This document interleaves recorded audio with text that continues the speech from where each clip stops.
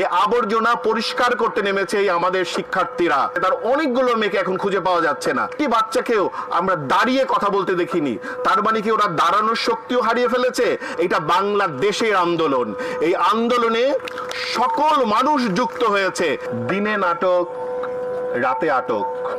আমরা একটা দেশে আছি না কনসেন্ট্রেশন ক্যাম্পে আছি? এখানে কি নাজি সরকার আছে নাকি অন্য কেউ আছে? আমরা কি বুঝতে পারছি? আমাদের শিক্ষার্থীদেরকে তুলে নিয়ে যাওয়া হচ্ছে প্রতিদিন, প্রতিক্ষণ। এই মুহূর্তে নর্থ সাউথ বিশ্ববিদ্যালয়ে দাঁড়িয়েছে, কারণ কালকে রাতেও 4 জনকে তুলে ফেলেছে। কোথায় নিয়ে যাচ্ছে কেউ জানে না। প্রতিদিন বসুন্ধরার ভিতরে কি হচ্ছে আমরা কি জানি? আমরা কি খোঁজ নিয়েছি যে গত কয়দিন ধরে প্রতিদিন সেখানে কেন গুলি হয়? আমরা কি জানি?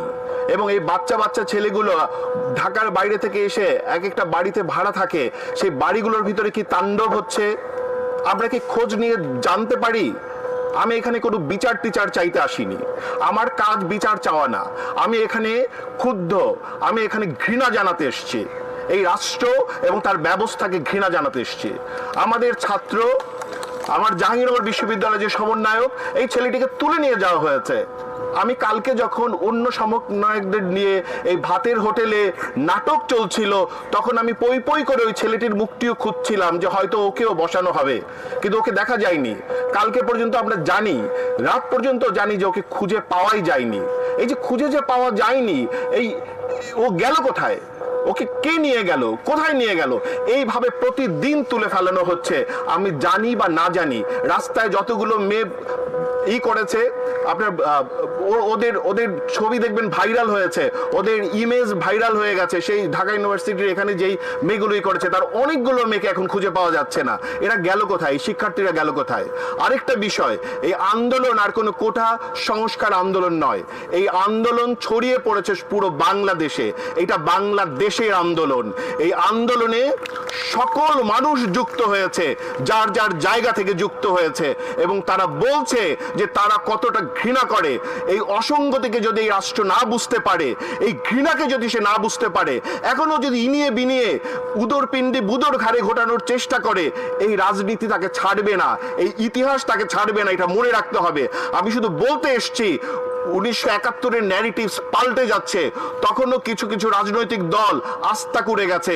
এরাও আরেকবার আরেকটি দল তার সকল সাঙ্গ পাঙ্গ, তার চেতনাজীবী বুদ্ধিজীবীদের নিয়ে আস্থা কুড়ে যাবে, এবং এই রাষ্ট্রে সে আস্থা কুড়ে পরিণত করেছে। এই যে যত আবর্জনা, এই আবর্জনা পরিষ্কার করতে নেমেছে এই আমাদের শিক্ষার্থীরা।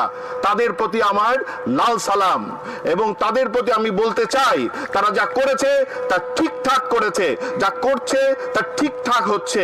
এই যে ডিবি অফিসে এই যে বাচ্চাগুলোকে আটকে রেখেছে, তাদের দিয়ে বয়ান দেওয়াচ্ছে, কই আজকে সকাল পর্যন্ত তো তাদের ছেড়ে দিল না।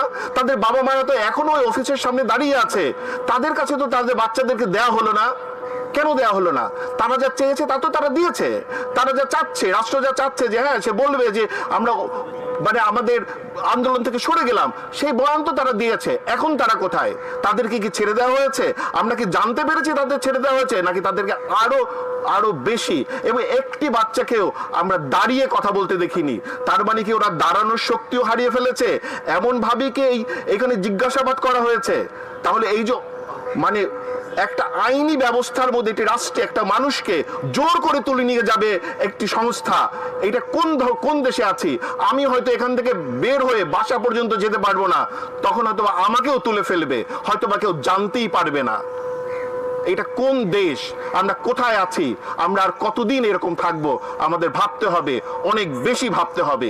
আমি ঘৃণা জানাচ্ছি এই রাষ্ট্র, তার ব্যবস্থা, তার চেতনাজীবী, তার বুদ্ধিজীবী সকলের প্রতি ঘৃণা জানাচ্ছি, এবং ঘৃণা জানানোর জন্যই এখানে এসেছি।